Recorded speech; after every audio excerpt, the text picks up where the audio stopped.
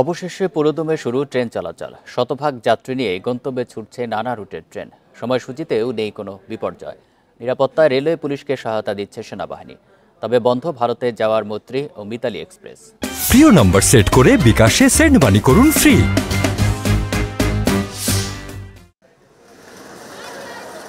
২৭ দিন বন্ধ থাকার পর ১৫ আগস্ট শুরু হয় আন্তনগর ট্রেন চলাচল। প্রথমে যাত্রী কম থাকলেও এখন পরিস্থিতি ভিন্ন।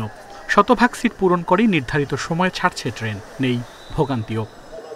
ট্রেন যাত্রা আগের মতো স্বাভাবিক আছে, টিকিটের তেমন কোনো ভোগান্তি নেই। আমরা যেহেতু আগে অনলাইনে টিকিট কেটেছি, এই জন্য কোনো সমস্যায় পড়ি নাই। তো অনলাইনে টিকিট কাটছে, অনলাইনে কোনো সমস্যা হয় নাই। তারপরে আসছি টাইম মতো, শুধু ট্রেনটা এখনো আসে নাই। টিকিট অনলাইনে কাটছি, টিকিট পাইছি, টিকিটে কোনো অসুবিধা হয় নাই।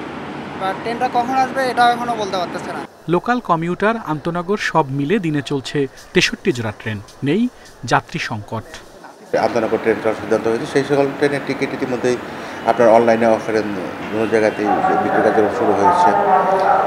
আর যাত্রীদের নিরাপত্তার জন্য আমাদের রেলওয়ে পুলিশ এবং পাশাপাশি আমাদের রেলওয়ে নিরাপত্তা বাহিনী যারা আছেন তারা তাদের নিজ নিজ কর্মস্থলে ইতিমধ্যে যোগদান করেছেন। পাশাপাশি সেনাবাহিনীও রয়েছেন। তবে আন্দোলনের সময় ভাঙচুরের মুখে পড়া পারাবত জামালপুর এক্সপ্রেস বন্ধ। আর বন্ধ থাকায় সব মিলিয়ে এতে প্রায় ৮০ কোটি টাকা রাজস্ব হারিয়েছে রেলওয়ে। আল আমিন হোসেন, ইন্ডিপেন্ডেন্ট নিউজ, ঢাকা।